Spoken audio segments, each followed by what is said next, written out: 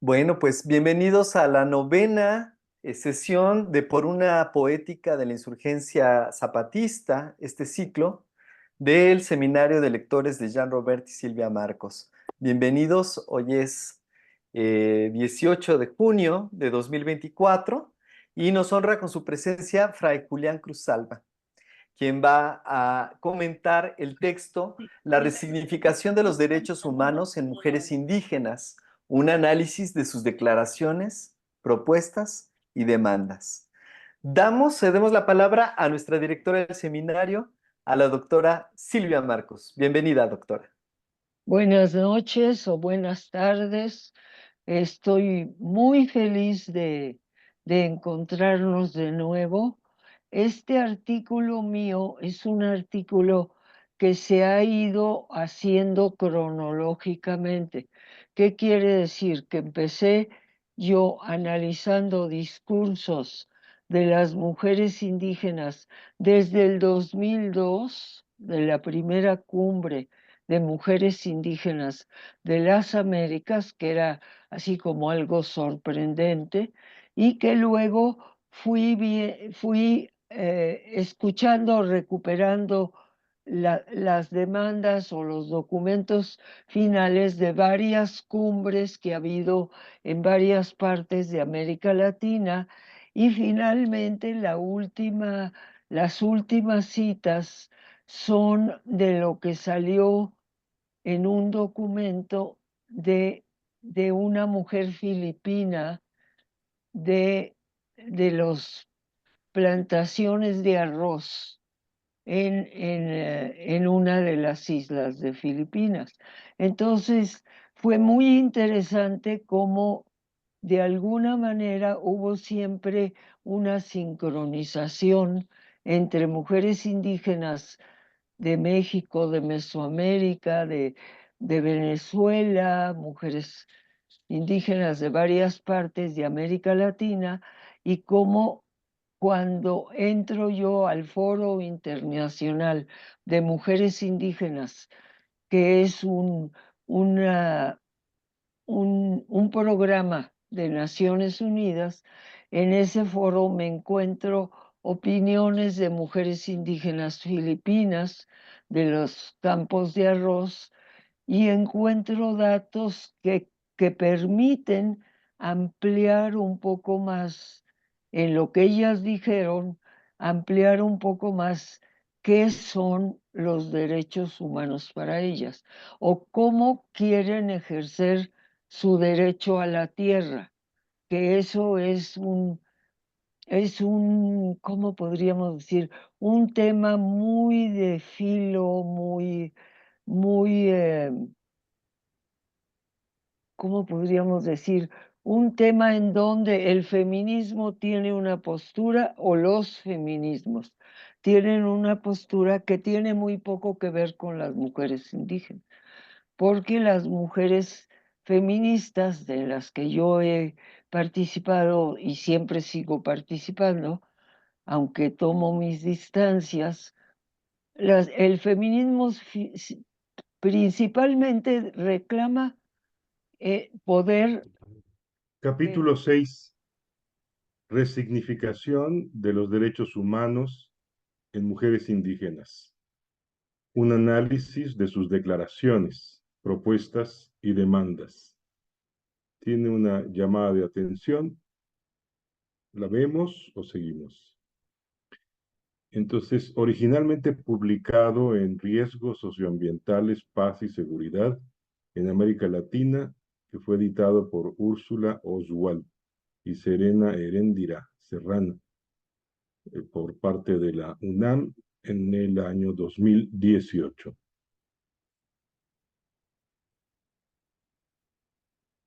Entonces empieza con un epígrafe.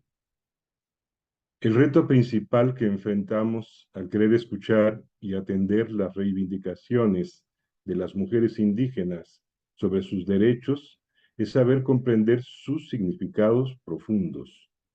Revisaremos algunas expresiones para descubrir cómo aparece el término derecho o mi derecho. Este término ha sido reconfigurado desde las mujeres indígenas organizadas en el continente americano. A través de sus propias voces, podemos acercarnos a estos nuevos significados que reformulan el término derechos humanos en sus prácticas organizativas. Esto es el tiempo de actuar y el tiempo de agarrar con nuestra mano el derecho. CCRI-STLN en el año 2009. Muchas Empezamos. gracias, Jorge. Se me olvidó, perdón, debimos haber dejado que Fray Julián nos presentara un poquito Claro. su entrada. Fray Julián. Sí, sí, sí. Pues por un lado, en este capítulo va Silvia a recordarnos la larga ya discusión de muchos años de el concepto de derechos humanos, porque la Declaración Universal de 1948 pues lo hace bajo la filosofía occidental. Maritain, un filósofo francés cristiano, pues va a imponer una visión no, no tomando todas las culturas, sino solo Occidente. A mí me ha tocado participar en los últimos años en esta discusión de cómo crear una declaración ahora sí universal desde lo intercultural de los derechos humanos, no lo multicultural, lo intercultural. Y ahí está la discusión. Yo 10 años pertenecía al Comité de Ética de la Fundación de Población y Desarrollo de Naciones Unidas, y desde ahí se trabajó esta declaración. Los comités de asuntos de los pueblos indios siguen trabajando esta declaración. Entonces, Silvia va a centrar en algo muy actual, la propia definición de derechos humanos, porque, insisto, la declaración del 48 hoy se mira que es muy occidental.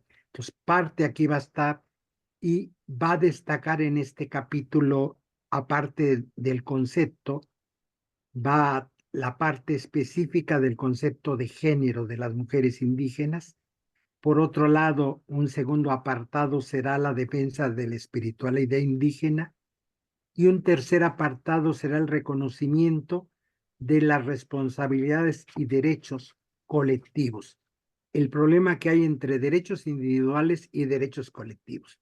Y eso está en relación en el problema que hay en el concepto de derechos humanos. Mirado desde Occidente, solo son derechos individuales. Mirados de las poblaciones indígenas, esa definición, ese concepto entra en conflicto con los derechos colectivos. Esto es lo que vamos a mirar en el trasfondo de este texto de Silvia. Se mete a discusiones muy contemporáneas donde pareciera que no se dan cuenta de esta discusión o no lo están haciendo las mujeres indígenas. Y en este capítulo nos muestra Silvia cómo estas discusiones tan actuales, conceptuales, están pasando por las mujeres indígenas y sus organizaciones. Me parece un capítulo central en el libro, porque nos trae de la actualidad de la discusión, no solo práctica, sino teórica de estas mujeres, porque es lo que se está discutiendo a nivel global, el concepto de derechos humanos y la relación entre derechos individuales, derechos colectivos, y la relación entre espiritualidades, iglesias, religión y derechos políticos. Nada más y nada menos que aquí nos mete Silvia en esta bomba, porque son temas fuertísimos cada uno. Entonces, en pocas páginas nos mete en esta discusión. Yo creo que podemos continuar con la lectura y vamos a ir desentrañando cada uno de estos subtemas. Muy bien. Entonces comparto pantalla y continúa, Jorge. Sí. Los documentos producidos en reuniones de organizaciones y asociaciones políticas del movimiento amplio de mujeres indígenas contienen declaraciones, planes de acción, demandas y propuestas que reconfiguran el concepto tradicional de derechos humanos. Una lectura analítica de los documentos emergidos de las principales reuniones en los últimos años revela este procedimiento, este proceso de recreación, a partir tanto de su propia perspectiva sobre su ser mujeres en el ámbito de las relaciones de género, cuanto desde su pertenencia a la colectividad como integrantes de los pueblos originarios indígenas.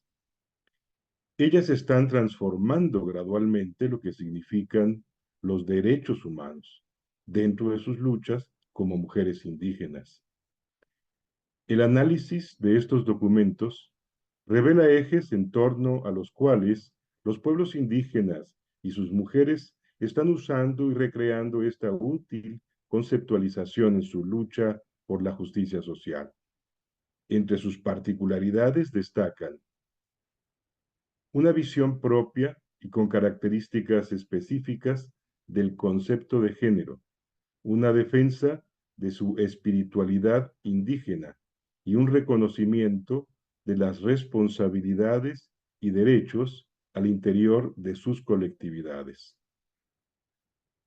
Las mujeres indígenas, por el espacio social que ocupan, se encuentran en la intersección de múltiples identidades de clase, raza, etnia y género, y están contribuyendo significativamente a la reformulación de un mundo nuevo, más justo y cuestionante, no solo de su papel como mujeres indias y pobres, sino también del modelo de Estado neoliberal. En este espacio, quiero dar la voz principalmente a las mujeres indígenas organizadas. Citaré extensamente de diversos documentos y entrevistas para descubrir la lógica interna de sus discursos, lógica que algunas veces no resulta explícita. Podemos constatar cómo adoptan los términos en el lenguaje de los derechos humanos y cómo los resignifican. En la declaración Construyendo nuestra historia del Encuentro Nacional de Mujeres Indígenas Oaxaca, leemos que las mujeres indígenas formamos parte importante en el desarrollo de nuestros pueblos y del país, que los derechos de las mujeres, y en particular de las mujeres indígenas, no son reconocidos por la Constitución, que el derecho a la paridad y la equidad es parte de las exigencias que presentamos en la Mesa de Derechos y Cultura Indígenas en San Andrés, Chiapas. Que queremos cambiar el artículo 27 constitucional para que permita que las mujeres tengamos derecho a heredar la tierra. Esto está citadas en Marcos 1977. Las ideas y prácticas de relación entre los géneros en las comunidades indígenas comenzaron a interactuar intensamente con las propuestas que emergían del movimiento zapatista. Para algunas indígenas de organizaciones independientes, el zapatismo despertó muchas expectativas, ensancharon sus perspectivas, expresaron su identidad, sus demandas y aspiraciones en un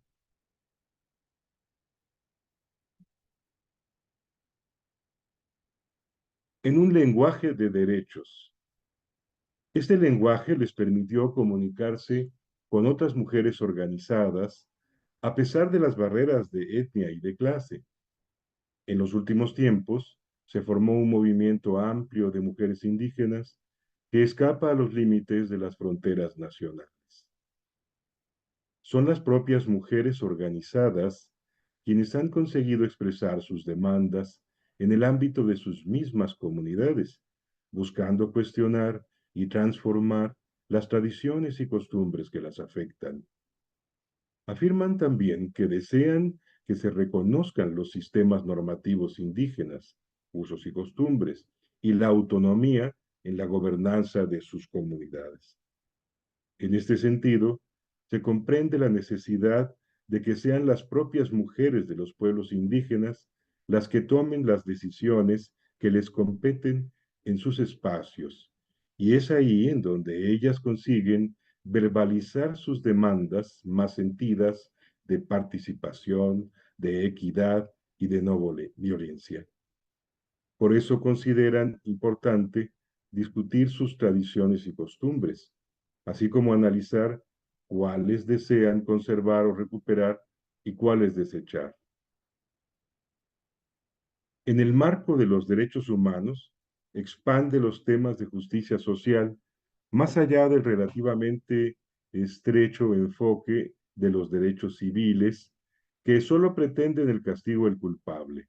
Desde los derechos humanos se tiene una perspectiva más amplia de la justicia social, al combinar derechos civiles y políticos con los sociales, económicos y culturales. Una perspectiva de derechos humanos frente al problema de la violencia doméstica, por ejemplo, considera el derecho a vivir libre de violencia junto con el derecho a la salud, vivienda, educación y empleo. Además, la perspectiva de derechos humanos se construye en la intersección del género, la raza, el lenguaje, la religión, el origen nacional y una variedad adicional de factores. Cita a Ingle, 2006. Así, los derechos humanos, en opinión de la misma autora, forman un amplio marco de justicia social basado en ideas de equidad y dignidad y en la aspiración a su aplicación universal. En esencia, esta es una reivindicación moral basada en la idea de que la equidad y la dignidad son ideas internacionales y compartidas por otros.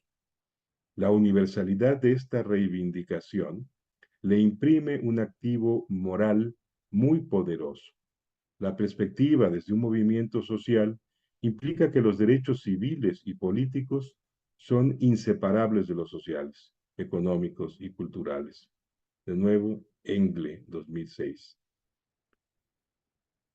Ahora bien, la universalidad de esta reivindicación ha sido gradualmente digerida y recreada desde abajo, desde las mujeres y desde distintos contextos culturales, como lo señala Sabah Mahmoud. En contextos culturales, frecuentemente, estos contextos culturales frecuentemente están basados en una, comillas, formación de sujeto que no necesariamente se alinea con la concepción del iluminismo europeo de la emancipación individual. Cita a Mahmoud, 2005. En nuestro caso, esta resemantización, Hernández 2001, muestra particularidades propias de los universos culturales mesoamericanos.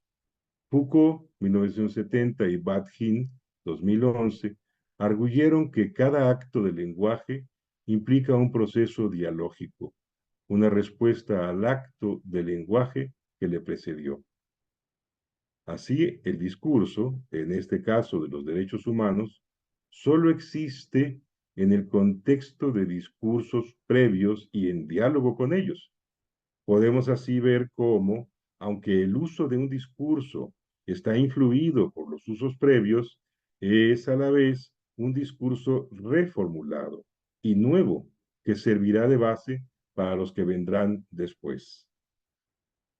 En relación con el discurso de derechos, esto implica que sus orígenes como occidentales o como formados por la filosofía del neoliberalismo capitalista no determinan sus potencialidades cuando son apropiados y utilizados en forma dialógica. Frecuentemente, este nuevo significado, emergiendo el diálogo, es cuestionador y crítico del discurso que le antecedió. Ahí Cita, podemos detenernos un poco sí, para ver lo que hemos leído. Voy a tratar de resumir porque Silvia nos lleva en esto que hemos leído a la discusión de los últimos 20 años del concepto de derechos humanos. Hoy que hay una hegemonía global de los derechos humanos como discurso de la dignidad humana, sin embargo, la realidad es otra. la gran mayoría de la población mundial no constituye el sujeto de los derechos humanos, más bien son el objeto de los discursos sobre los derechos humanos. La cuestión es si los derechos humanos son eficaces en ayudar a las luchas de los excluidos, de las excluidas, de las personas discriminadas, o si por el contrario hacen más difíciles estas luchas. Y la pregunta que está en el fondo en este texto ¿es la hegemonía de la que hoy gozan el discurso de los derechos humanos el resultado de una victoria histórica o más bien el resultado de una historia derrotada? Hay que preguntarnos, ¿podrían los derechos humanos utilizarse de un modo contrahegemónico? En tal caso, ¿cómo? Y Silvia empieza a plantear ya aquí en lo que hemos leído cómo puede ser contrahegemónico este discurso desde las mujeres indígenas de derechos humanos. ¿Por qué hay tanto sufrimiento inhumano e injusto que no se considera aún hoy violación de derechos humanos? ¿Qué otros discursos de la dignidad humana existen en el mundo y en qué medida son compatibles esos otros discursos de la dignidad con el discurso de los derechos humanos? Creo que esas preguntas es donde Silvia está tratando de plantear este problema. La búsqueda de una concepción contrahegemónica de los derechos humanos tiene que empezar por una hermenéutica de la sospecha respecto a los derechos humanos como convencionalmente se entienden y se defienden. Es decir, en relación con las concepciones de los derechos humanos que están estrechamente vinculadas a su matriz occidental y liberal. Y esta ley de los derechos tiene, para mi manera de ver, una doble genealogía en la modernidad occidental. Por un lado, una genealogía en las visiones dominantes de la modernidad occidental como construida sobre la base de un pensamiento abismal que divide claramente el mundo entre sociedades metropolitanas y sociedades coloniales. Y este discurso de estas mujeres que está Citi Silvia va contra esa visión hegemónica, la división entre las realidades y las prácticas, existentes de un lado o de otro lado de esta línea divisoria, es decir, entre las metrópolis y las colonias. No podían de ningún modo poner en tela de juicio la universalidad, las teorías y las prácticas vigentes a cualquier lado de la línea. En este sentido, eran invisibles. Como discurso de emancipación de los derechos humanos, están pensados desde Occidente para prevalecer únicamente desde un lado de la línea abismal, esto es, desde las sociedades metropolitanas. Y por eso este discurso de las mujeres ponen en crisis esta visión del discurso de los derechos humanos, porque la división abismal produce radicales exclusiones. Lejos de ser eliminada, al finalizar el colonialismo histórico, continúan existiendo por otros medios: el neocolonialismo, el racismo, la xenofobia, la homofobia, la transfobia, la misoginia. Permanente estado de excepción en el trato a preguntas tardorracistas sobre los inmigrantes, sobre los documentados, ciudadanos víctimas y las famosas políticas de austeridad, dictadas por el capital financiero que tiene este discurso hegemónico de los derechos humanos. A mí me preocupa mucho cuando se ha vuelto este discurso tan hegemónico, tan universal. Esa es la teoría, pero no es la práctica. El derecho internacional y las doctrinas convencionales de los derechos humanos han sido utilizadas para garantizar esta continuidad. No quiero decir que se deje de utilizar el sistema internacional, el sistema interamericano de derechos humanos, no estoy planteando eso, sino tomar conciencia cómo funciona en el día de hoy, incluso la Corte Penal Internacional.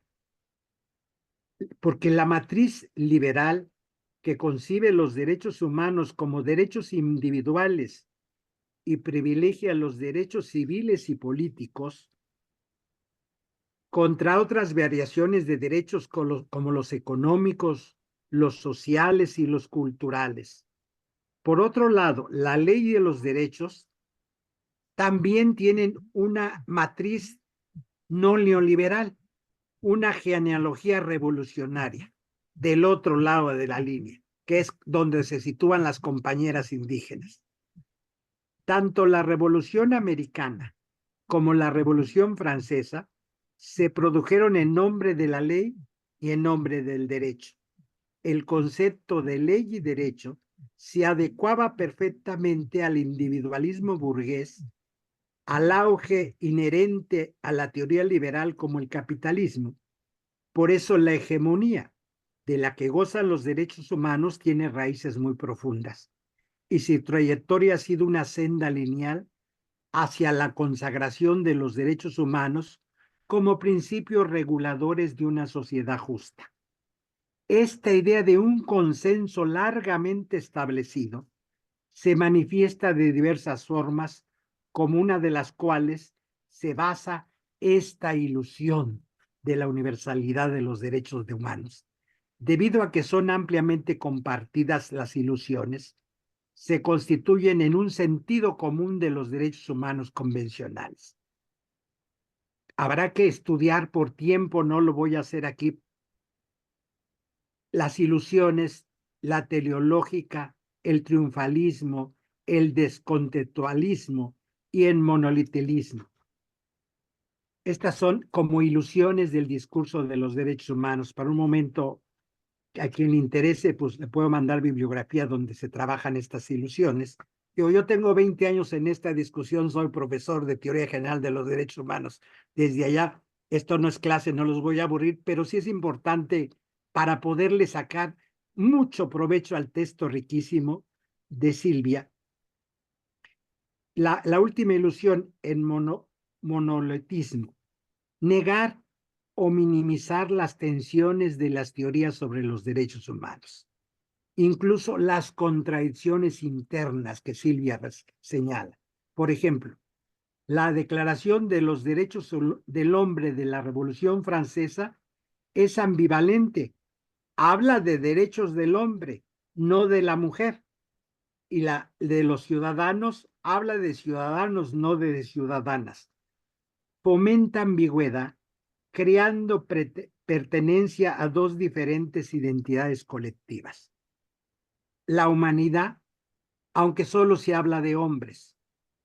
Otra restrictiva son los ciudadanos de un Estado. En el discurso de los últimos siglos, los derechos humanos se fue gradualmente incorporando a las constituciones, a las reconceptualizaciones como derechos de ciudadanía, garantizados directamente por el Estado y ampliados coercitivamente por los tribunales de justicia. Y se les fue olvidando los derechos sociales, económicos y culturales, que es las que las mujeres indígenas en sus encuentros y discursos están reivindicando. Pero lo cierto es que la protección efectiva y amplia de los derechos de la ciudadanía ha sido siempre precaria en la gran mayoría de los países y los derechos han sido invocados principalmente en situación de violación grave de los derechos de la ciudadanía. Los derechos humanos emergen como un umbral más bajo de la inclusión, un movimiento descendente desde la comunidad más que de los ciudadanos, a una comunidad más diluida que le llaman la humanidad. Con el neoliberalismo se atacó al Estado como garante de derechos, especialmente los derechos sociales y económicos. La comunidad de ciudadanas y ciudadanos se diluye hasta tal punto que pasa a ser indistinguible de la comunidad de los seres humanos y la de los derechos de las ciudadanías o llamados derechos humanos. los inmigrantes, los indocumentados, están convertidos en comunidad humana y ahí entran las mujeres indígenas. La tensión, y que es donde Silvia va a seguir desarrollando, pero aquí ya lo plantea, entre los derechos individuales y los derechos colectivos. La Declaración Universal de 1948 reconoce dos sujetos de derecho, el individuo y el Estado. Los pueblos solo son reconocidos en la medida en que se convierten en Estado. Y en el caso de las poblaciones indígenas, pues no son el Estado. Por eso toda la lucha de crear, del zapatismo, de crear la autonomía, porque se reconoce el derecho del Estado, pero no de los colectivos de los pueblos indios. Por eso no tenemos en la Constitución reconocidos derechos a estas colectividades, porque no se les quiere reconocer ser sujeto, son objeto.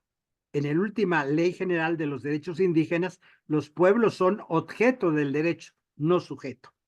Y creo que aquí Silvia entra en este individualismo burgués en plena vigencia actualmente en el discurso de los derechos humanos, y esto sigue marcando una línea abismal. La declaración volvió invisibles las exclusiones del otro lado de la línea, y las compañeras indígenas están visibilizando esta línea abismal, porque ahí está el sexismo, el racismo, las diversidades como tabú, la dominación de clase, que no solo es un asunto de Estado, es un asunto de pueblos, todo el asunto de la colonización interna como pueblos. Los pueblos son el ejemplo en México.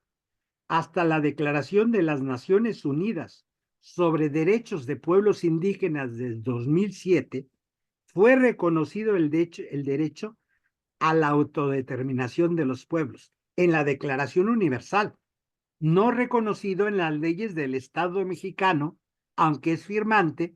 El problema de las declaraciones que no es declaramos, firmo que declaro, pero no tiene consecuencias jurídicas para el Estado una declaración. Allá entran los pactos de derechos civiles, políticos y sobre todo culturales, o el convenio 169 de la Organización Internacional del Trabajo. México es firmante, fue el segundo país que lo firmó después de Noruega y no lo cumple. Ahí sí hay reconocimiento de derechos como derechos colectivos. Creo que este primer planteamiento nos plantea para ampliar lo que Silvia está planteando con ejemplos de estos discursos generosamente ilustrado. Esto que digo teóricamente, en esto que acabamos de leer está ilustrado con textos de mujeres, de declaraciones y etcétera. Y la pregunta es, entonces, ¿habrá otra genealogía del discurso de los derechos humanos? Sí. Y las compañeras están construyendo del otro lado de la línea la genealogía revolucionaria. No hay que dejar el discurso de los derechos humanos, solo hay que mirarlo desde otra perspectiva, la no burguesa, la no neoliberal, sino la que causa impacto y revolución, y creo que las compañeras hacen bien, se enmarcan en el discurso de los derechos humanos, pero no de una genealogía burguesa neoliberal, sino de una genealogía revolucionaria. Y es donde Silvia plantea este asunto. Para no abarcar, quitar más tiempo a la lectura, que es importante el texto, yo aquí lo dejo este primer planteamiento. Y quieren, continuamos con la lectura.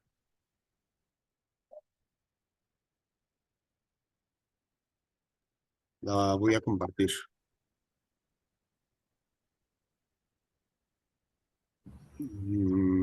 ¿Es posible? No, no creo. Espérame. Sí, sí puedo. Ah, ok. Voy. A ver. ¿Está compartida? ¿La están viendo? Sí, ya se ve. Muy bien. ¿Quieren que continúe o quiere alguien más seguir leyendo? ¿Quién continúa? Bien, entonces estamos en resignificación subversiva. Esta recuperación del lenguaje de derechos, por las mujeres indígenas ha operacionalizado un cambio profundo de sus significados. La visión de un ser individual, libre y racional, como sujeto de derecho, con conceptualizaciones de igualdad y libertad entendidas desde los mundos urbanos globalizados. No parece reflejar lo que las mujeres indígenas expresan al usarlo. Veamos lo que dice. Estas perspectivas alternativas de los derechos de las mujeres que reivindican la cosmovisión indígena como un espacio de resistencia, están siendo también transnacionalizadas por un movimiento continental de mujeres indígenas que tiene su cara más visible en una instancia de coordinación internacional llamada Enlace Continental de Mujeres Indígenas, Hernández, 1953. Ujú. Tenemos. Citaremos aquí dos documentos. Declaraciones emanadas, declaraciones y demandas de varias reuniones, como el Encuentro Continental de Mujeres Indígenas, ocurrido en Quito, Ecuador, en 1995. La primera Cumbre de Mujeres Indígenas de América en Oaxaca, México, en 2002. La cuarta Conferencia del Enlace Continental de Mujeres Indígenas, en Lima, Perú, en el año 2004. El tercer Foro Internacional de Mujeres Indígenas, 2005.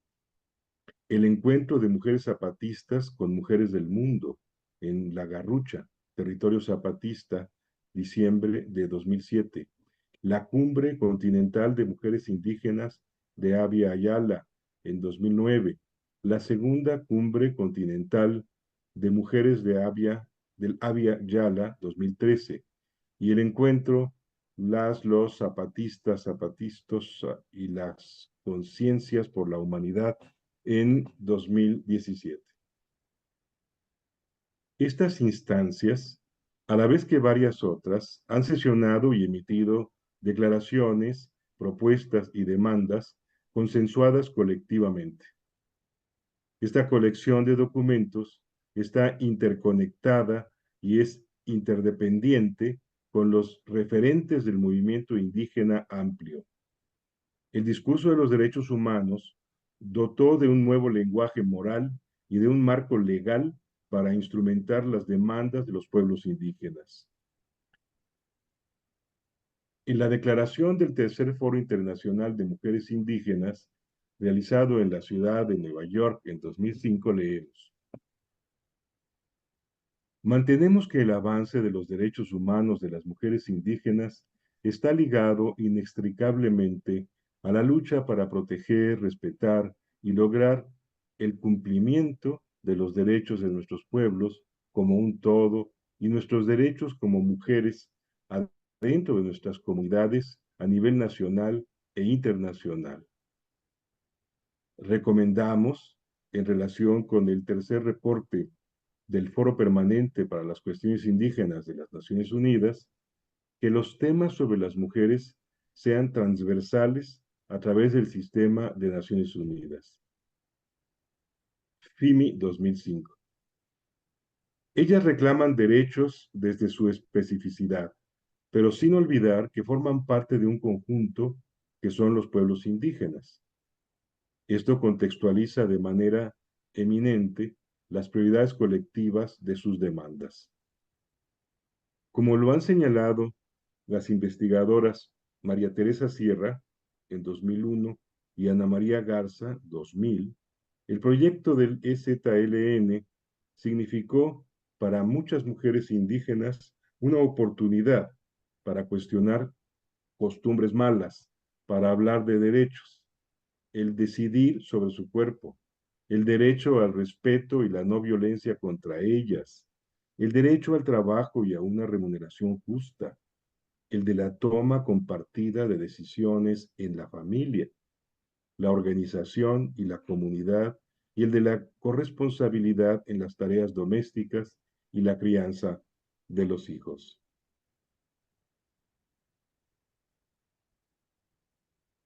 ¿Y quién puede seguir Como o quieran, sí, continuamos igual sí, con Jorge? como ustedes me digan. Sigo. Así, Tarsila Rivera, dirigente Quichua del Enlace Continental de Mujeres Indígenas y actualmente presidenta ejecutiva del Foro Internacional de Mujeres Indígenas, FIMI, afirma, comillas, consideramos que los pueblos indígenas, quienes mantenemos viva la concepción de género proveniente de nuestras propias fuentes, debemos de hacer esfuerzos para que dicha concepción sea coherente con la realidad cotidiana en nuestras respectivas sociedades. Rivera, 2004.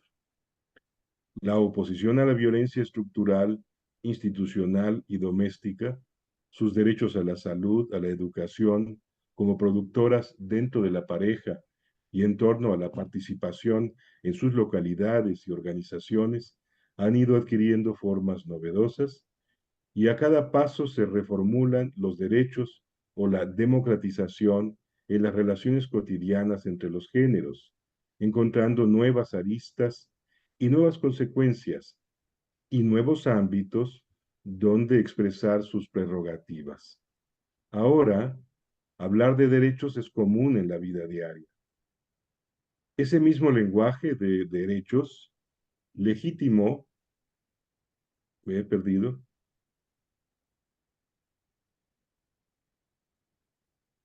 Pasó. me perdí. No, Tres líneas arriba. arriba, social, ¿no? Ese mismo lenguaje de Legitimó derechos legitimó los espacios de las mujeres y y abrió otros al interior del movimiento indígena en general. Sin embargo, y viene una cita, no por ello podemos asumir simplemente que se transita por una ruta lineal y sin conflictos hacia la ampliación de los derechos de la mujer indígena. El rumbo ha sido complejo, lleno de caminos andados y desandados y abandonados, de alianzas, confrontaciones, negociaciones y no tanto de consensos fáciles. En un ambiente permeado por tan profundas diferencias, difícilmente se puede pensar que un movimiento social puede cancelar estas de tajo.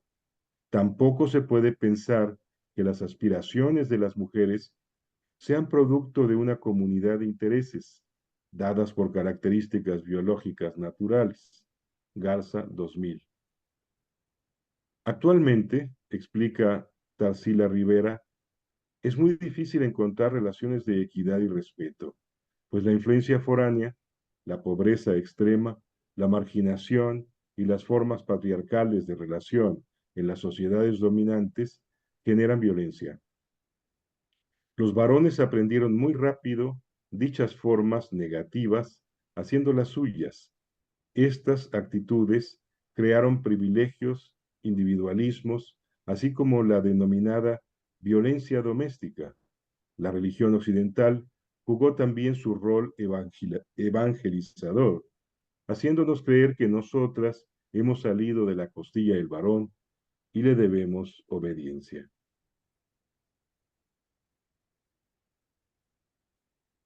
nuestros derechos, ya para terminar, ¿Sí? Nuestros derechos, como mujeres indígenas, encuentran su espacio de resolución en el reconocimiento de la autonomía de los pueblos indios, como la forma más democrática que se inicia en nuestra persona, desde nuestra casa hasta la comunidad y el pueblo, y se sintetiza en el Estado, CNI 1996. Ahí nos detenemos un momentito. La lectura, pues continúa llevándonos a esta tensión entre derechos individuales y colectivos, que es la consecuencia de una lucha histórica de los grupos sociales excluidos, en este caso discriminados, como son las mujeres, que no podían ser debidamente cubiertos por los derechos individuales. Las luchas de las mujeres han marcado los pasados 50 años del reconocimiento de los derechos humanos. Hay derechos que solo pueden ser ejercidos colectivamente, tal como es el derecho a la autodeterminación. Entonces, los derechos colectivos están ahí para suprimir o mitigar la inseguridad y la injusticia que sufren los individuos, en este caso las mujeres que son discriminadas como víctimas sistemáticas de la opresión por el solo hecho de ser quienes son y lo que son, y no por hacer lo que hacen. Solo muy lentamente han llegado lo que reconocemos como derechos colectivos a formar parte de la agenda política nacional e internacional. Subsiste la contradicción o la tensión respecto a las concepciones más individualistas de los derechos humanos.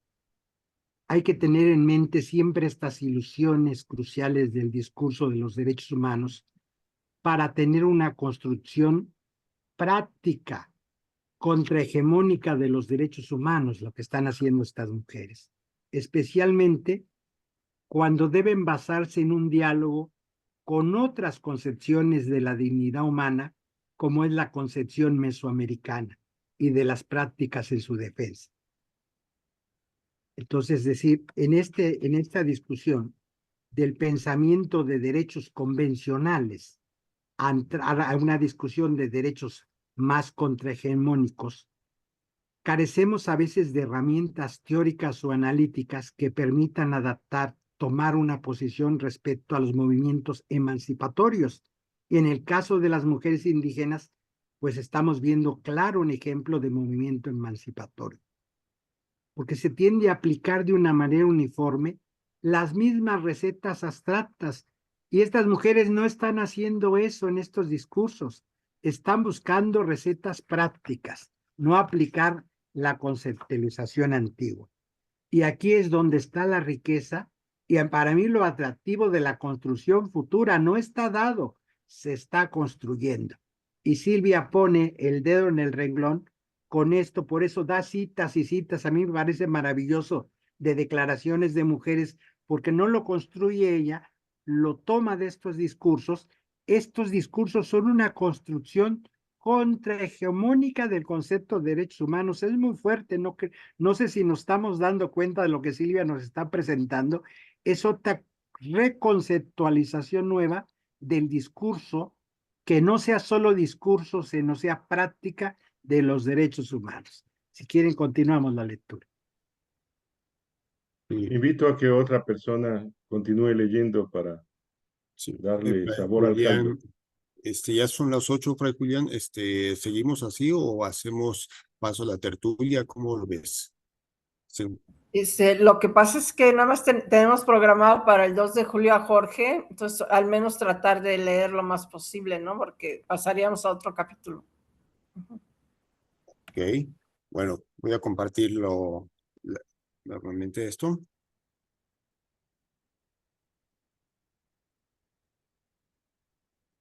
Bueno, ¿quién quiere seguir leyendo? ¿O paso a leer?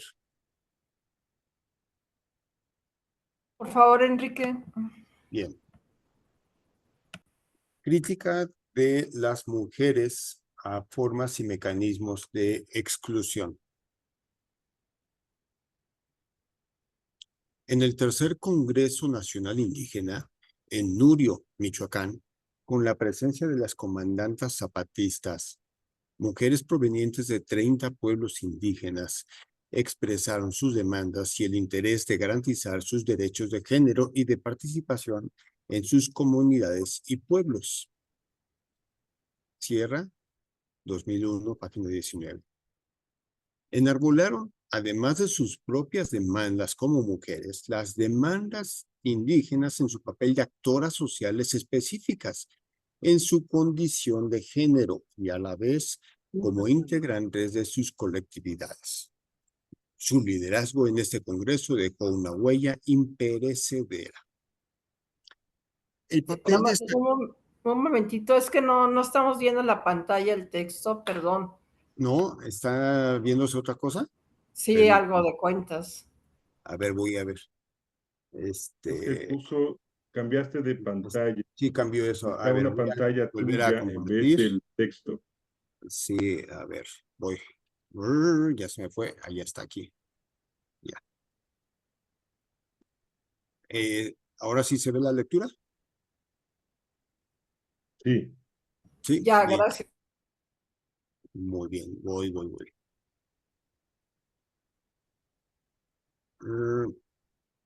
Listo, va. Iba yo en su liderazgo en este congreso dejó una huella imperecedera. El papel destacado de las mujeres indígenas tiene otros ejemplos.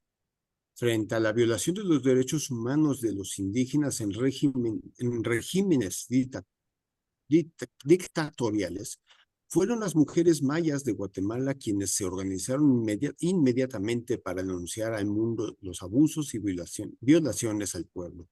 Así también las mujeres quechuas del Perú alzaron la voz para denunciar la desaparición de sus familiares en épocas de violencia en los Andes.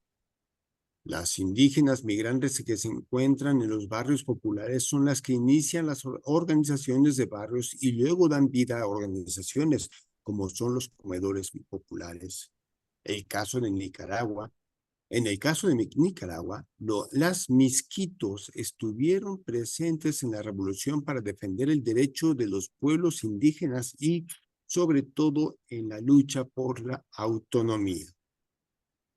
En estos últimos 5 años nos ha tocado esclarecernos entre nosotras mismas, tener la seguridad de luchar por nuestros pueblos también pasa por contribuir a disminuir las diferencias y privilegios entre los miembros de la comunidad indígena, hacer que nuestros líderes varones entiendan que hay que retomar el equilibrio en las relaciones entre todos nosotros y que hablar y trabajar para mejorar las propias capacidades de las mujeres indígenas no significa dividir la organización, como muchas veces se nos ha dicho, sino más bien fortalecernos mutuamente y hacer una unidad de la lucha colectiva. Texto de Rivera, año 2004. Pero en otra experiencia diversa, ahora en territorio zapatista, citado por Shannon Speed en el 2008, nos relata la respuesta de una mujer, Rosalía, ante la pregunta ya clásica dentro de las luchas feministas de izquierda, inquiriendo si los varones les señalan a ellas que sus derechos como mujeres deben esperar, porque son distracción de la meta principal en la lucha por la defensa de los pueblos indios. Rosalía, perteneciente a la comunidad de Nicolás Ruiz, pensativa y reflexiva, tarda un poco en contestar. Al responder, ella dice, abre comillas, yo creo que lo opuesto es lo cierto. Fue a través de la organización que empezamos a organizarnos, que empezamos a concientizarnos de nuestros derechos como mujeres. Cierra comillas y añade, comillas, algunos hombres son más conscientes que otros, pero ellos también saben que en una comunidad, para avanzar, deben de trabajar en colectivo hombres y mujeres. Por eso nos apoyaron. Cierra comillas, es texto de Speed, año 2008. En Sosocotla, comunidad nahua del estado de Morelos, una joven, Yoloxochitl Severiano, 18 de julio de 2009, notas de la autora, es activista del Consejo de los 13 Pueblos en Defensa de la Tierra, el Agua y el Aire, y ella dijo, comillas, porque cada quien tiene que hacer su parte. Si todos hicieran exactamente lo mismo, no se podría lograr, cierra comillas.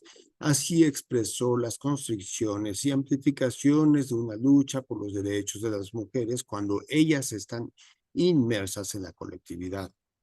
Cuando se asumen tanto los derechos como las tareas y responsabilidades en la colectividad, estos están inevitablemente atravesados y configurados por la diferencia de género. Termina la sección. ¿Seguimos? Tú puedes entrar. No sé. Yo creo que sí, que seguimos el siguiente apartado, género y Bueno. derechos humanos de las mujeres. Género y derechos humanos de las mujeres. Voy a agarrarlo, puede ponerlo acá.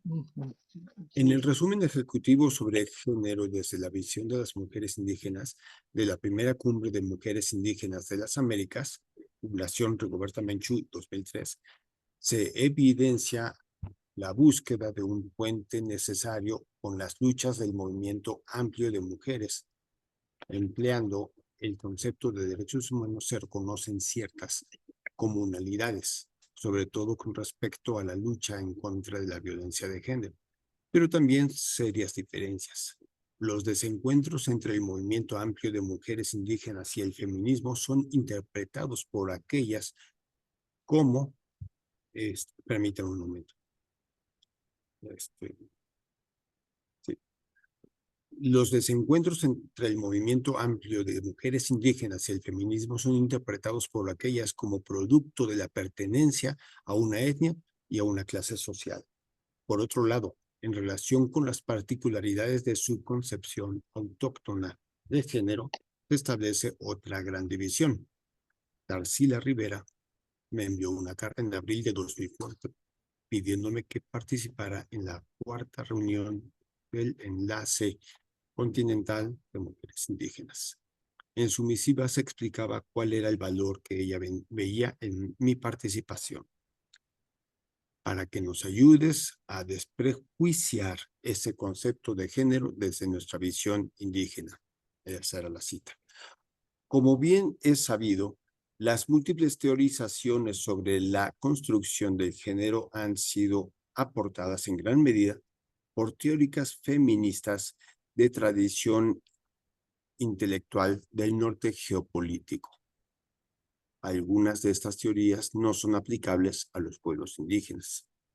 Para comenzar, si el género, explicándolo muy sencillamente, se define como la construcción cultural sobre la diferencia sexual, habría que elaborar teorías muy finas y matizadas que incorporen detalladamente los aspectos culturales que modifican la percepción de los seres, empezando por lo biológico, entre comillas, lo biológico. La división misma entre sexo y género, como categorías mutuamente excluyentes, entraría en debate. Y esto es solo el principio. Se sabe que en varias comunidades lo que define si un ser es femenino o masculino no son sus características genitales, el sexo, sino la manera como este ser interactúa con su medio colectivo, social y familiar, o sea, el género. Entonces, en estos mundos, la diferencia y definición de varones y mujeres empieza con el género y no con la anatomía, el sexo.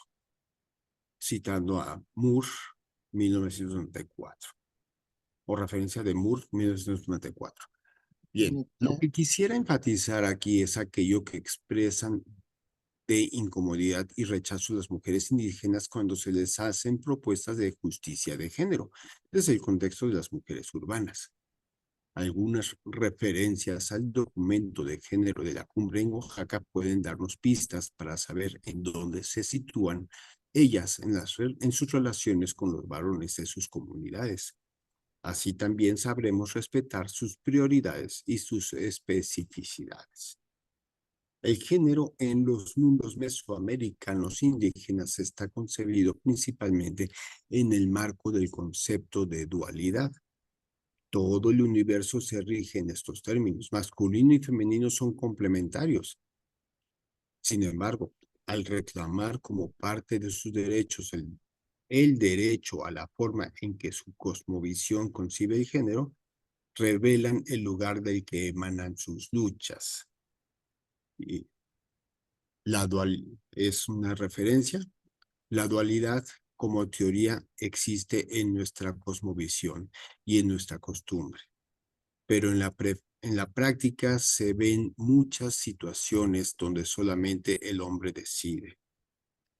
Los medios de comunicación, las escuelas y muchos otros elementos han influido para que este principio de la dualidad esté un poquito tambaleante.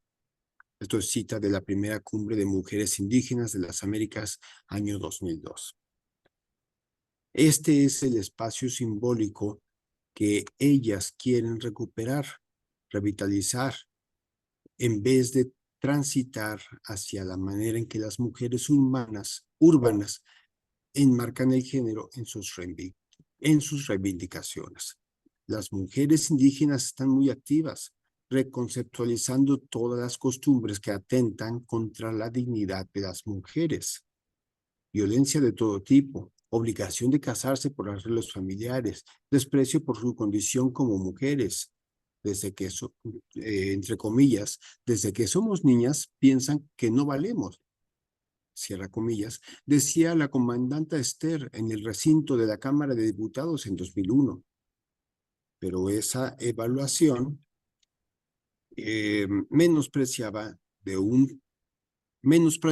de un polo de la dualidad no corresponde a la filosofía de sus pueblos ni a sus pervivencias contemporáneas. Ellas reconocen la dualidad y la exigen ahora, en la complementariedad con el varón. Y ahí empieza otra gran confrontación con el feminismo de la igualdad y con los derechos humanos concebidos desde una filosofía individualista, los derechos del sujeto individual.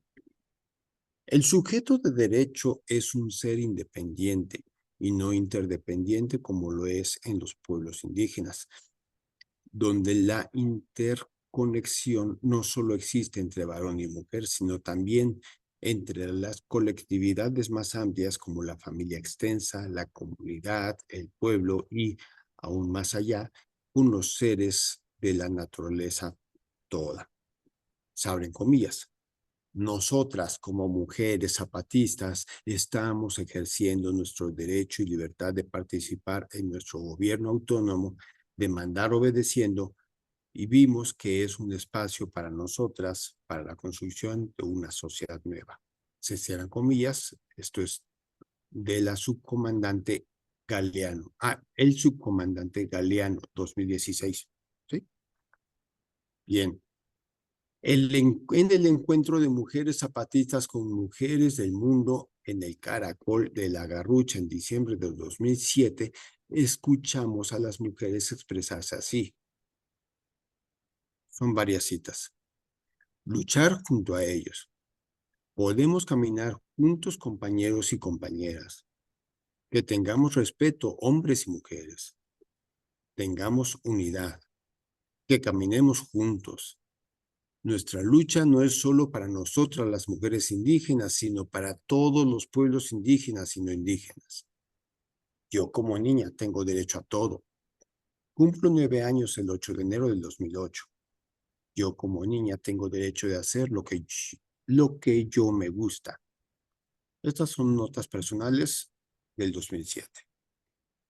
Para ellas, la equidad entre los géneros es concebida y denominada equilibrio entre los dos opuestos, lo femenino y lo masculino. Este equilibrio estabiliza momentáneamente las polaridades y sus extremos. Estamos ante todo un programa de reconceptualización tanto del término derechos humanos como de relaciones de género. En el mandato de la primera cumbre continental de mujeres indígenas de Abya Yala, año 2009, leemos, comillas, en base a los principios cosmogónicos y teniendo como premisa que nuestras culturas son cuna de valores fundamentados en el equilibrio, la armonía, reciprocidad y la complementariedad, se cierran comillas. Año 2009. Estas dimensiones y reelaboraciones son perceptibles en ese movimiento de mentalidad incesante, gestado y gestionado, dirigido por las mujeres de los pueblos indígenas. La comandante Esther, en el año 2003, expresaría en sus palabras para la movilización de la vía campesina esto. También le queremos decir a los hombres que nos respeten nuestro derecho como mujer, pero no lo vamos a pedir de favor, sino que lo vamos a obligar a los hombres que nos respeten, porque muchas veces el maltrato que recibimos las mujeres no solo lo hace el rico explotador. Entonces decimos claro que cuando exigimos respeto a las mujeres, no solo lo demandamos de los neoliberales, también se lo vamos a obligar a los que luchan contra el neoliberalismo y dicen que son revolucionarios, pero en su casa son como el Bush. Es importante pasar del discurso a la práctica de nuestros valores cosmogónicos. desde lo personal, lo familiar, lo comunitario y en nuestras organizaciones. Se cierra la cita de la comandante Esther y la sección. ¿Qué hacemos, Julián? Ahí nos detenemos un poquito. Yo creo que de lectura ya no nos va a dar tiempo a terminar todo. Entonces, para que nos dé tiempo a la tertulia. Pero aquí es importante la cuestión de género en Mesoamérica y cuerpo. Y para esto, pues Silvia, con las citas, nos lleva a la cosmovisión mesoamericana. Hay que tomar en cuenta la dualidad, la fluidez, el equilibrio, la corporidad, son los temas que se tocan en este apartado. El sistema de pensamiento fundamentado en dualidades fluidas, no dualidades jerarquizadas. En Occidente, cuando hablamos de dualidades, siempre van jerarquizadas. Por eso las compañeras insisten que esta dualidad femenina-masculina no está bien porque está jerarquizada, a ellas no se les permite. Ellas quieren en estas dualidades con fluidez, que es lo que trata con esta cita, Silvia, que entendamos, lograr este equilibrio fluido. ¿Cómo descolonizar esta teoría de género? Que esto es importante. Con estas narrativas, esta dualidad, unidad femenino-masculino, que es parte integral de la creación del cosmos y su manutención, desde las divinidades que se representan en pares. Y por eso es tan fuerte este reclamo de las mujeres, porque en la práctica ya no está esta dualidad fluida, hay una dualidad ya jerarquizada, donde los hombres son los que hablan, son los que deciden, y estas mujeres están buscando este equilibrio. Es decir, no hay equidad, ellas no entienden equidad, sino equilibrio, porque es necesario en su cosmovisión. Para entender no solo es un aspecto antropológico, sino es de cosmovisión. La antropología mesoamericana está unida sin poderse separar de esta como cosmovisión dual, pero fluida, no jerarquizada.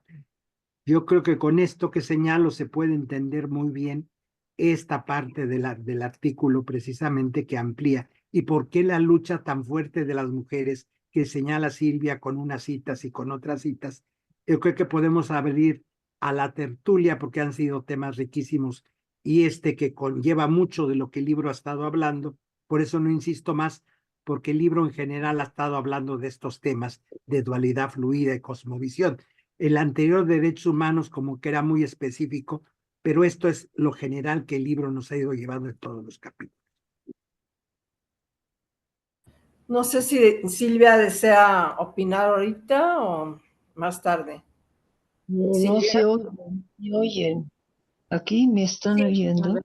Sí, te oímos. ¿Oyendo? Te oímos. Ándale. Bueno. Bueno, pues, pues estoy muy desolada por no haber podido entrar bien y pues estoy con esa preocupación de cómo hacer o qué es lo que tengo mal en mi computadora o si es mi programa o qué es lo que pasa. Pero de todas formas, he estado siguiendo en un teléfono celular de una compañera aquí lo que se ha discutido. Y yo creo que que digamos que mi artículo lo que enfatizo, fíjense, lo que yo enfatizo no es tanto el contexto que mencionó Julián y que fue genial, el contexto de cómo se manejan los derechos humanos a nivel internacional o a nivel estatal o a nivel político, sino yo estoy ya enfocándome en Mesoamérica, en lo que yo encuentro en mis encuentros con mujeres indígenas y estoy eligiendo aquellos puntos que hacen mucha diferencia entre la forma de hacer lucha por los derechos humanos desde el feminismo mexicano o los feminismos mexicanos y la lucha por los derechos humanos que están empezando a reformular, como dice Julián, porque lo que ya existía se vuelve a usar y se vuelve a rearticular. Y entonces, en cierto sentido, el concepto de derechos humanos va cambiando dependiendo de quién lo retoma. Si lo retoma una comunidad indígena, ya alteró el origen que tenía el concepto de Naciones Unidas, por decir algo. Entonces yo pienso que eso que mencionó o Sergio o Julián es muy importante tenerlo en mente, es el movimiento cultural que sufren todas las luchas o todos los conceptos. Quiere decir que cada uno, yo lo retomo, por ejemplo, vamos a tomar mi propio caso.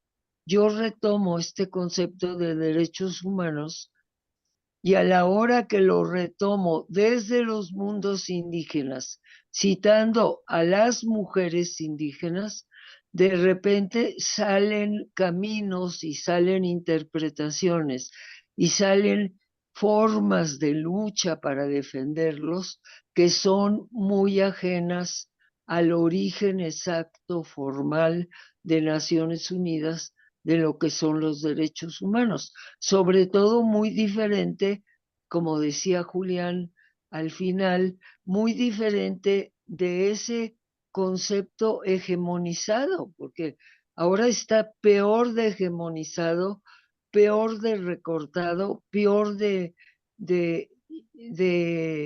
inferior, no, peor delimitado, digamos, porque ya solo se define desde arriba y desde lo hegemónico. Entonces ahí ya, ¿qué tienen que decir las mujeres indígenas? Pues no tienen nada que decir, tienen que retomarlo y reformularlo.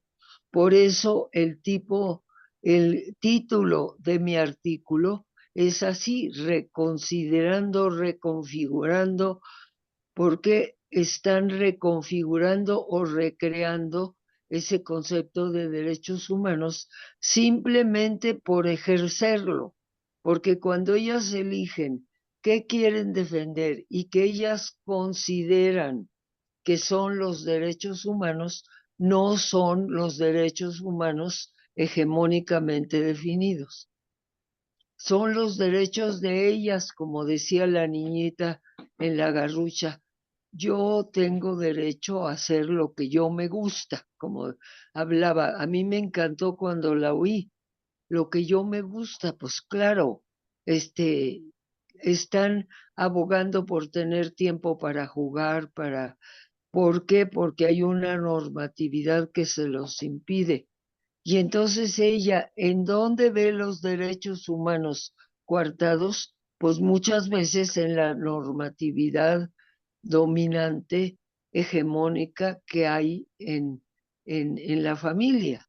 Entonces, esto nos da lo que yo considero muy importante de las reflexiones que se han ido haciendo, es primero que el concepto de derechos humanos no está estático, que lo estamos reformulando y que lo podemos reformular desde abajo y a la izquierda.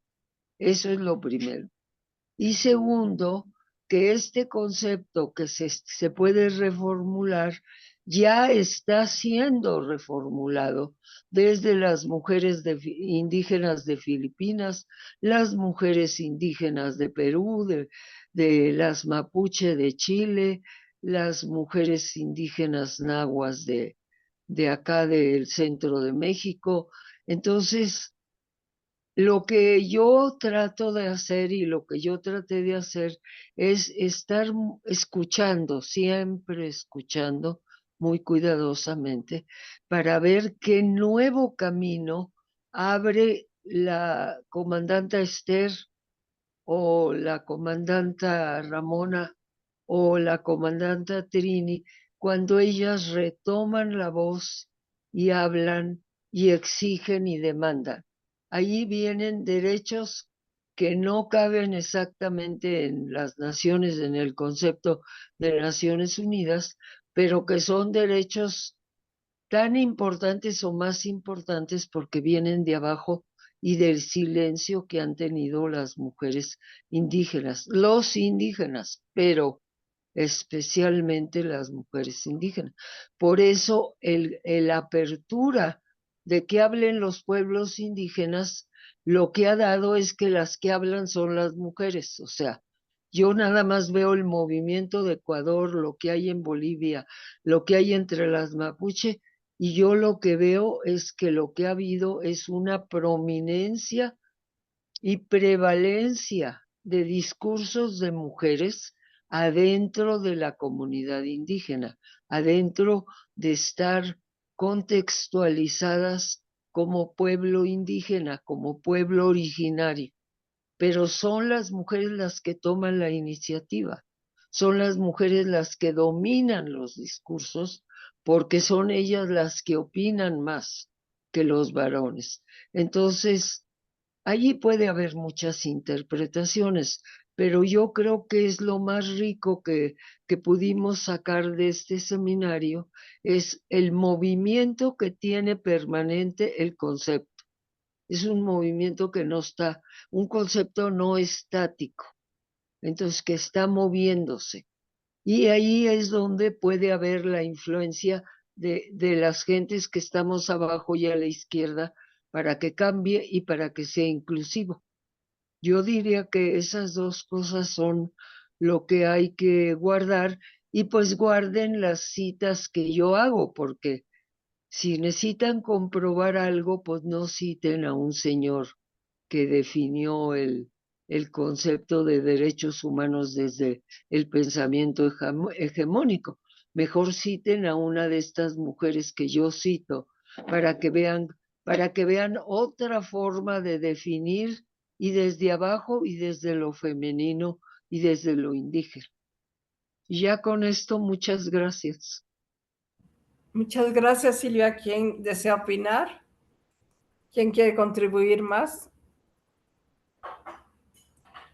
Pues yo misma te cité, ¿no? Hace poco en el seminario. Me pareció lo más correcto citarte en relación a la problemática de los derechos humanos de las mujeres. No sé si quiere opinar Jorge, Servando. Ok, Jorge. Sí. Bueno, como es ya costumbre, es de una enorme riqueza y uno lo primero que hace, ya creo que debe ser una actitud establecida, es escuchar y hacer el esfuerzo por seguir e internalizar. En esta sesión yo encuentro que hay una suerte de contrapunteo en el sentido musical entre el propio artículo de Silvia y la glosa, el comentario, que va mucho más allá de un comentario que hace Julián. Pienso en que, como siempre, también se nos abren caminos para todos nosotros, mucho más allá del contexto específico en donde toda esta riqueza de concepto, de idea, de prácticas surge. Y en esa línea de que se abren caminos, pienso en cómo algo como los derechos humanos, que juegan entre lo que yo llamaría la idealización del individuo, ¿no? Que es el individuo como autarquía, el individuo autárquico, ¿no? Por un lado, y por el otro, la abstracción de la humanidad, ¿no? Es decir, hablamos de derechos humanos y por un lado está esa idealización del individuo autárquico y en el otro está esa abstracción tremenda que es humanidad. Y en medio queda una cosa así como amorfa, ¿no? Entonces, lo que hemos estado leyendo y estudiado nos abre un camino hacia una comprensión de cuestiones más concretas, muy concretas, ¿no? Se ha planteado el término contrahegemónico para hablar de cómo las mujeres, desde lo femenino, desde abajo, desde la izquierda, como lo está planteando Silvia, cómo las mujeres tienen, entonces, en este asunto, por ejemplo, de los derechos humanos, una posición contrahegemónica. Yo creo que está caminando más allá de la contrahegemonía, sino que se está avanzando en una suerte de nueva hegemonía, ¿no? Es decir, ya se están dando los pasos, se está creando los cimientos para una nueva hegemonía que vaya más allá de lo que ha señalado Julián, de cómo, por ejemplo, las mujeres indígenas, las gentes de las comunidades en general originarias, ¿no? Son más que sujetos de derecho humano, objetos de trabajo. Pero ese ser objeto está también caracterizado, digamos, metido en una característica lógica capitalista, que es, no solamente se es objeto, sino que se convierte en un objeto mercantil, o sea, en una especie de modus vivendi de expertos en derecho humano. Y eso hace de los derechos humanos más bien la materia de una mercancía. Y lo que estamos viendo, lo que estamos leyendo, abre el camino a poderlo comprender de otra manera, en estas formas específicas en donde lo femenino, lo indígena, ¿no? Funda, yo creo que los cimientos de una nueva hegemonía al respecto. Muchas gracias, Jorge. ¿Alguien más? ¿Sí? No, yo nada más me parece sumamente lo que acaba de comentar Sergio. Entonces, nada más, pues a ver si hay alguien más que quiera comentar. A mí me gustaría comentar, nada más que no, ahorita no puedo encender mi cámara. Adelante, Juan Francisco, adelante. Gracias. He estado, bueno, por supuesto, cuando hacemos esta reflexión en voz alta, pues surgen muchas ideas, ¿no? Y espero como traerlas pues aquí a reflexión con ustedes. Y pues tiene que ver con esta lectura que nos compartió esta opinión Julián, y por supuesto del mismo texto de Silvia y de sus comentarios que ha hecho. Y de las cosas que me han surgido, tiene que ver con esta Declaración de Derechos Humanos hegemónico, y de lo que me ha surgido es que es una mirada que, pues bueno, sí es una mirada occidental muy lejana, es una mirada lejana que no percibe perfectamente al otro que, pues, como bien dice Silvia, pues lo que alcanza es como se apropia de lo que cree que sí vale la pena defender en derechos humanos y pues lo demás no. Pero es que esa mirada del otro, yo creo que tiene que ver que justo esa mirada de la lejanía, de lo que no percibe del otro o no lo considera, tiene que ver también en que de alguna manera nos homologa con lo que sí tiene cercano y que son sus referentes para ejercer sus derechos humanos. O sea, es como si pensase sus derechos humanos únicamente para los que considera cercanos, es decir, la parte occidental, la parte de arriba del mundo, ¿no? Y a ellos y a esa percepción de ese sujeto nos quiere someter a todos. Entonces es por eso que no alcanza a percibir al otro que está muy lejano y que no es igual a ellos. Entonces un poco va ahí lo que me ha generado esta reflexión. Muchas gracias, Juan Francisco. ¿Alguien desea, Silvia? No, ya. Yo creo que ya aportamos bastante reflexión profunda. Algo, yo puedo decir una palabrita para ir. Sí, por favor. Pues yo creo que, miren, de lo que hemos leído, de lo que faltó leer, pues yo saco como que esta cosmovisión que nos presenta Silvia con estas citas, pues nos presenta en el fondo una episteme mesoamericana. Los pueblos reclaman su propia manera de ver el mundo, de ver su cuerpo, de ver sus derechos. Son hermenéuticas que emergen de los mismos pueblos. Por eso hablo de episteme mesoamericana, y reclaman una justicia epistémica. Los saberes de los pueblos no solo son en los códices, en el pasado Silvia nos presenta saberes vivos. Todas estas citas son saberes vivos. ¿Cómo configurar las prioridades hoy de sus demandas? Porque a veces nos emocionamos con los códices y todo esto y se nos olvida que sus saberes están vivos. Entonces, por eso la importancia de este texto y las citas, tan lleno de citas que nos da Silvia, porque esos saberes están vivos. La colonialidad está instalada en nuestros valores, ya forma parte de nuestra manera de ver que no nos permiten ver esas epistemologías vivas mesoamericanas.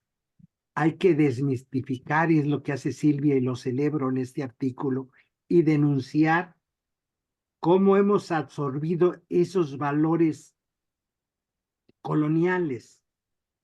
Hay una injusticia cognitiva porque desconocemos formas diferentes de conocer y percibir de los pueblos. Y esta riqueza de citas de Silvia la celebro, pues no me cansaré de decirlo, porque nos vuelve a traer esos saberes vivos.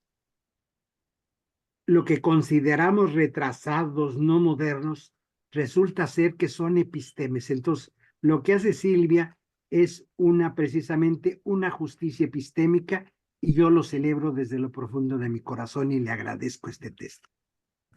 Sí, muchas gracias. Pues sin nadie más, como dice Silvia, podemos terminar esta rica sesión que fue maravillosa. Muchas gracias, Silvia. Muchas gracias, Fray Julián. Gracias a todos. Perdón, Enrique quiere hablar. Gracias. Perdón, ¿quién quiere hablar? Sí, algo un poquito breve, pero por favor, realmente muy adelante. valioso con todo lo que estás diciendo ahorita, Fray Julián. Estas injusticias que se dan, de que no se está escuchando estas epistemologías muy de base, muy de estos lugares, sí, olvidados y excluidos y marginados del sector hegemónico. Pero es un sector hegemónico, un mundo hegemónico que ha ejercido un poder grandísimo mientras pudo ejercerlo, mientras pudo destruir el medio ambiente, mientras el medio ambiente no le estaba generando, pues, ¿cómo se dice? Limitaciones. Estamos llegando a un punto límite en nuestro planeta en el que ya nos llama la atención el seguir abusando del sistema y entonces del sistema del ambiente, y entonces se viene estos discursos para ese sistema hegemónico realmente eran relegados, no es que fuera injustos, sino que no le era ni siquiera redituable, ¿no? En este tiempo en el que nos estamos dando cuenta de que nuestro sistema está llevando a una catástrofe social y ambiental, es cuando posiblemente empiezan a decir, oye, ahí hay un valor que no habíamos escuchado, que no habíamos tomado en cuenta. Y es cuando podríamos empezar a tener cuando va a poder emerger. Tal vez ya ni siquiera pensar que es injusto, sino al revés, que es realmente el camino de la justicia, el camino de la construcción de la paz, el camino de la posibilidad de hacer el reconocimiento del otro ante una exclusión tan grande que hubo todo este tiempo. Ahora veo en las nuevas generaciones también esta tendencia a separar radicalmente entre los seres humanos, en empequeñecer al que no tiene, porque hoy en día es muy radical esta situación que se está dando incluso en los chavos, ¿no? Es muy fácil que discriminan aquí en el sector urbano como tal. De modo que estos valores que están ahí en estas epistemologías, en este retomar al ser humano y el construir un sistema de visión del mundo equilibrada, va a empezar a tomar mucho poder, ¿sí? O sea, realmente es un tiempo en el que va a ser valorado, ¿sí? Tal vez no lo sepan escuchar, hay muchos que no saben escucharlo, hay muchos en este sistema hegemónico que les parece rarísimo, les parece sordo y están como idiotas diciendo un montón de tonterías, pero pues algo así como que así que por evolución tal vez terminen relegados y estas nuevas concepciones empiezan a emerger y a llevarse a integrarse con algo que estamos construyendo, ¿no? En lo social, en lo ambiental, en lo político. El momento presente está llevando a muchas discusiones sobre esto, ¿sí? Quién sabe para dónde vaya nuestro sistema actual exactamente, pero ya se están poniendo en tela de juicio muchísimas de las visiones hegemónicas que habían aplastado a estos discursos alternativos. Realmente es un momento en el que tenemos que darle más difusión y mostrar el valor que tiene esto para rescatar el sistema que está resquebrajado y que ya no le queda de otra. Al sistema que destruyó al medio ambiente y a lo social, no puede seguir así, ¿sí? Algo hay que aportar y tenemos mucho que aportar desde todo esto que hemos estado leyendo como tal. Pues sí, es lo que mencionaba Illich. Ok, ¿alguien más desea opinar? Ya, cerramos. ¿Cerramos? Ok. Buenas noches, muchas gracias. Buenas Buenas noches, dejo noches, de un grabar. gusto. Qué lástima que me salí un rato, pero buenas noches, me dio mucho gusto escucharlos a todos. Hasta luego, buenas Gracias. noches. Buenas noches. Buenas noches. Jorge, Enrique, Servando, Alicia, Héctor, Adiós. Chao. noches. Chao. Se termina esto.